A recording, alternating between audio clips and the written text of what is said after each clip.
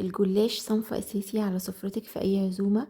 يلا بقى هنعمله مع بعض وهنعرف كل أسراره اللي تطلعه معاكي مقرمش واخد اللون الذهبي المظبوط وسر الحشوة بتاعته الرهيبة. بس قبل ما نبدأ الفيديو يلا نسمي الله ونصلي على الرسول ويلا بسرعة نشوف الجمال ده كله اتعمل ازاي. اول حاجة هبدأ بيها هي تجهيز الحشوة. رفعت طاسة على النار فيها 3 او 4 معالق كبار من الزيت، واول ما الزيت سخن نزلت بصدر فرخة كبير مقطعاه مكعبات صغيرة بالشكل اللي انتوا شايفينه ده. النار وقتها تكون متوسطة. بدأت اشوح الفراخ لحد ما لونها يتغير، وبعد كده نزلت عليها ببصلاية متوسطة مقطعاها برضو صغير، ورجعت شوحت تاني البصل مع الفراخ لمدة دقيقة تقريبا. وبعد كده زودت فصين من الثوم مفرومين، ورجعت برضو شوحت تاني الثوم مع البصل والفراخ. والتوابل اللي زودتها هي ملح وفلفل اسود وكاري وبابريكا. قلبت كويس.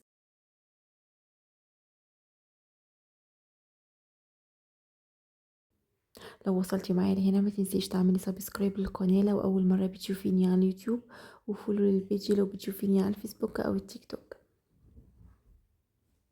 وبعد كده نزلت بفلفلايه كنت مقطعاها صغير وطماطمايه كنت شايله منها القلب لاني مش عايزه الحشو يكون فيها اي سوائل. هنا انا دقت الحشوه، حسيت ان هي ناقصه شويه ملح، زودتها حوالي اقل من ربع معلقه ملح كمان. وشوحت تاني، واخر حاجه زودتها هي جبنه موتزاريلا. زودت حوالي معلقتين كبار. بتفرق قوي في الحشوه، بتخليها متماسكه مع بعضها. وبكده كانت جاهزه معايا، رفعتها من على النار. تعالوا بقى ندخل على الخطوة اللي بعد كده. هنحتاج حوالي نص كوباية من المواد الدهنية. ممكن تستخدمي سمنة على زيت أو زبدة على زيت اللي متاح عندك، وطبعا السمنة أو الزبدة تكون مذابة. جهزت الصينية اللي هعمل فيها الجلاش، وبطنتها كويس بفرشة من خليط المواد الدهنية، وأدهن الأجناب كمان. أنا الصينية اللي عملت فيها كانت مقاس 32، ممكن تعملي معاكي من مقاس 30 ل 32. بعد ما دهنتها فرشة كويسة من المواد الدهنية، معايا لفة جلاش نص كيلو. بفتح كده الجلاش، باخد منه ورقة وارجع اقفله تاني طول ما انا شغالة.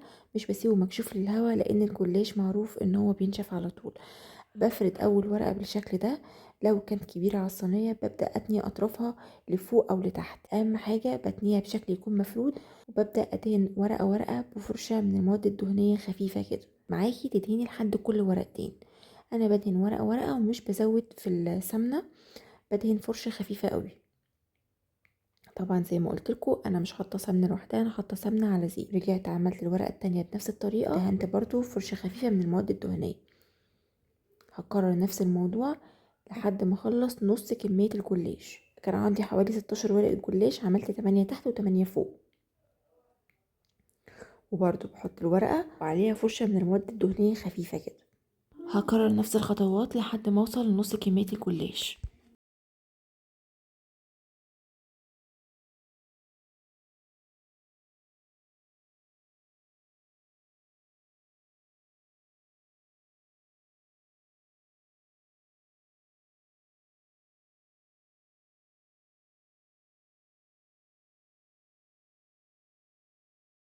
انا هنا كنت وصلت لنص الورق.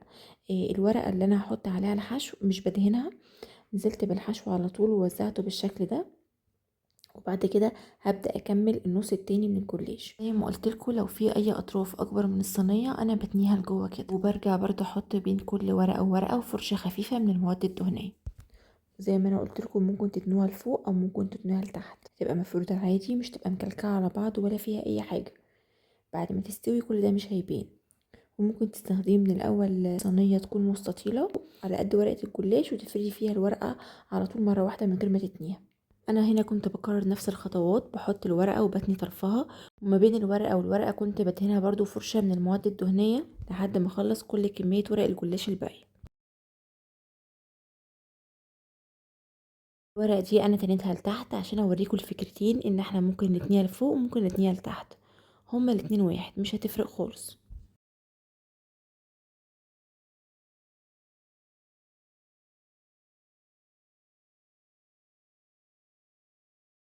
ودي كده كانت معايا اخر ورقة في الجلاش. انا كنت بشيل بالسكينة الاطراف الزيادة اللي طالعة على حرف الصينية عشان لما تخش الفرن ما تنشفش مني. بعد ما شلت الاطراف برجع ادهنها فرشة خفيفة برضو من المواد الدهنية كده.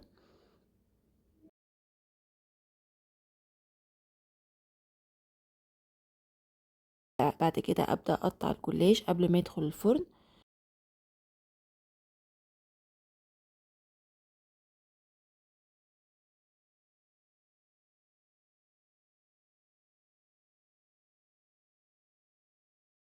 دلوقتي بقى هبدا اجهز التشريبه اللي هسقي بيها الجلاش قبل ما يدخل الفرن. معايا بيضه بدرجه حراره المطبخ ضربتها كويس قوي، وبعد كده نزلت عليها بكوبايه من اللبن الحليب بدرجه حراره المطبخ برضو.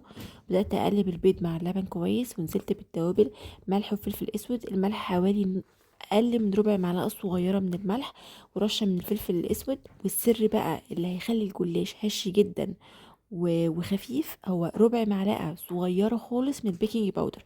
وهقلب كله كويس قوي، وبعد كده هنزل بالتشريبه فوق الجلاش واوزعها على الجلاش كويس قوي.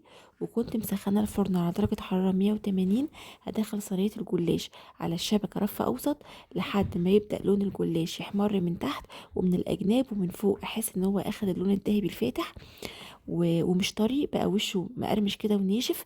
هولع له الشوايه اخر ثواني بس عشان يطلع معايا بالجمال اللي انتوا شايفينه ده. انا مش قادره اقول لكم الصينيه دي ما بتاخدش وقت خالص في تجهيزها.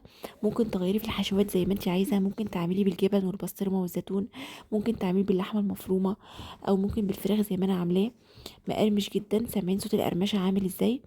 بجد من احلى الوصفات اللي ممكن تعمليها في اي عزومه وتشرفك على سفرتك. واخد اللون المظبوط من فوق، وشايفين سواه من كل ناحيه. هوريكم دلوقتي من تحت لونه عامل ازاي.